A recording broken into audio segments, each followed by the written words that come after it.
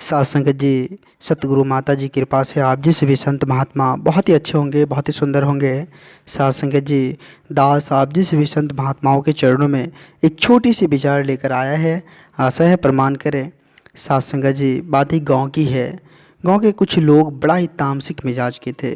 सात संगत जी, एक बार की बात है, उस गांव में एक महात्मा जी का आगमन हुआ। सात संगत जी, महात्मा जी कुछ दिन के लिए उस गांव में रुक गए ताकि लोगों को जो है सत्संग भजन से जोड़ रखे।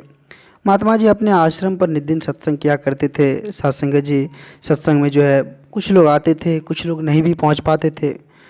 कुछ क्रोधी मिजाज के लोग जो थे, सात संगत जी वो महात्मा जी के आश्रम में आकर महात्मा का मजाक उड़ाते थे, उनको उल्टा सीधा कुछ से कुछ बोल देते थे।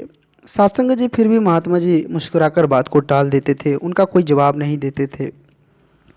उन क्रोधी मिजाज का आदमी का नित्यदिन का वही कार्य था। जब भी संगतें होती थी, संत महापुरुष वहाँ बैठते थे, तो सत्संग जी आश्रम में आकर वो नित्यदिन उत्पाद मचाते थे। सत्संग जी, एक दिन की बात है, आश्रम में भंडारा हो रहा था। सभी संत महापुरुष को आमंत्रित किया गया था भंडारा में आने के लिए। संगत के बाद जो है भंडारा सभी प्रसाद के रूप में ग्रहण कर रहे थे।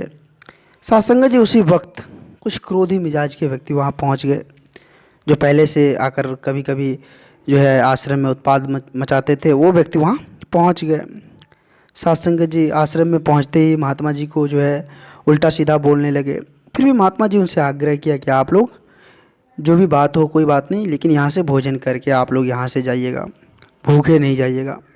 सत्संग जी महात्मा जी की बातों को सुनकर सोच में पड़ गए कि इतना कुछ कह देते हैं महात्मा जी को, फिर भी जो है हमें प्यार से बात कर रहा है, कह रहा है कि यहाँ से खाना खा के भोजन करके यहाँ से जाइएगा। सात संगत जी, सभी का सर जो है वो शर्म के मारे झुक गया कि महात्मन के चरणों में जाकर गिर कर रोने लगा कि महात्मन आप हमें माफ़ कर दो। महाराज, नित दिन हम आपको भला बुरा कहा, नित दिन आपके आश्रम में आकर उत्पाद मचाया, फिर भी आपके संयमता के बारे में कुछ कहा नहीं जाएगा। आपके अंदर इतनी नम्र स्वभाव है, आपके अंदर इतना नम्र विचार है, जिसके बारे में जितना अधिक कहे उतना कम है। आप सिद्ध पुरुष हैं, आप हमें माफ़ कर दो। सात संगत जी, महात्मा जी उन सभी को गले लगा लिए। सात संगत जी, कहने का तात्पर्य है, क्रूर को प्रेम से, निर्दयों को दया से जीतना जो जानता है वही सत्पुरुष है, वही संत है। सात संगत जी, दास एक छोटी सी विचार आप जिस भी संत महात्माओं के चरणों में लेकर आया, और इस विचार से हमें सीख मिलती है कि अगर हमसे किसी भी बात को लेकर कोई नाराज़गी किसी को हो जाता है, तब हम उसके साथ नम्रता से पेश आने की ज़रूरत होती है।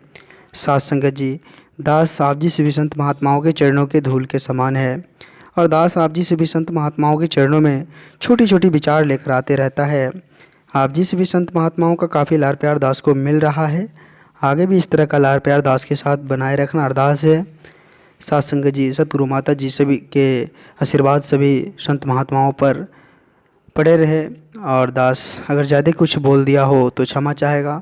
सात संगत जी, अगर ये छोटी सी स्टोरी आप जिस भी संत महात्माओं को अच्छा लगा हो तो सभी संत महात्माओं के बीच शेयर करें, और दास के चैनल को सब्सक्राइब भी करें। सात संगत जी, प्यार से कहिए धन्य निरंकार जी, धन्य निरंकार जी।